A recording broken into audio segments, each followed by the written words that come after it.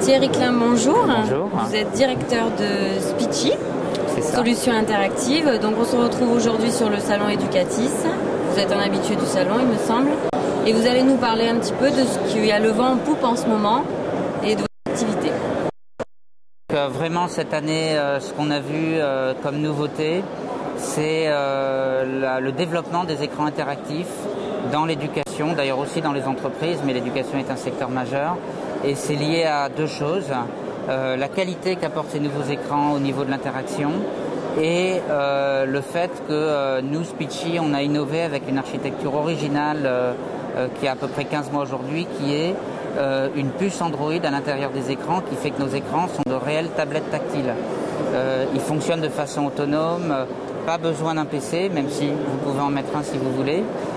Mais dès que l'écran arrive, vous avez une réactivité exceptionnelle, une facilité d'utilisation exceptionnelle, beaucoup d'applications Android pédagogiques qu'on sélectionne d'ailleurs dans notre propre magasin qui s'appelle le Speechy Store et qui est utilisé à des fins pédagogiques par les enseignants. Et donc l'ensemble de ces avantages combinés fait qu'on constate que finalement le tableau interactif qui était en voie de disparition, on peut dire qu'il a presque totalement disparu aujourd'hui.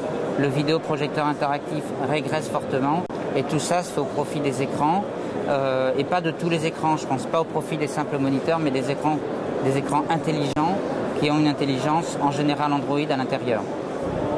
Donc vous suivez en fait l'évolution normale, on va dire, de la société, des technologies. Parce que bon, le TNI à un moment donné effectivement était à la pointe. Après ça a été le vidéoprojecteur interactif. Oui. Et si on vous écoute effectivement, maintenant les écrans, on comprend.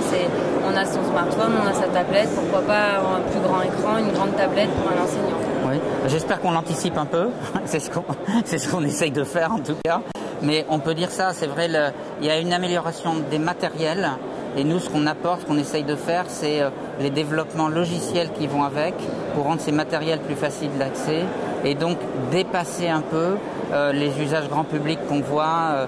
Une tablette, je pense qu'un écran apporte beaucoup plus à l'enseignant qu'une simple tablette dans sa façon de manipuler, dans sa façon de préparer, dans la façon de présenter les contenus et aussi d'ailleurs dans la façon d'évaluer sa performance en classe.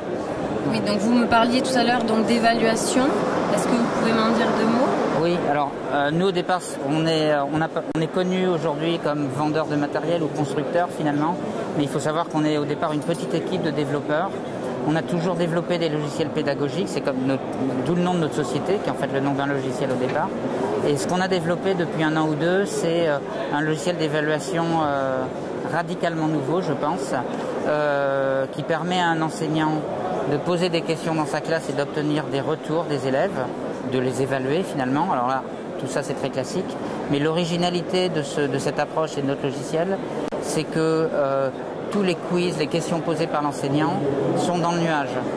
Et que donc quand un enseignant conçoit un quiz de maths à Lille, un autre enseignant à Marseille peut reposer le même quiz à ses élèves et immédiatement nous, parce qu'on a mis derrière des outils statistiques très puissants, ce qu'on appelle les big data, on va être capable de fournir des comparaisons de performance, de niveau, d'évolution de niveau, de méthodes pédagogiques très puissantes, que ce soit à un niveau très micro finalement, l'enseignant, l'école, mais même à un niveau national, on est capable aujourd'hui de faire des statistiques à un niveau national, finalement des processus d'évaluation très souples, très agiles, très peu coûteux, quasiment instantanés, et donc d'avoir des retours sur des sujets un peu même politiques comme potentiellement la réforme du collège ou des rythmes scolaires de façon très simple et très peu coûteuse.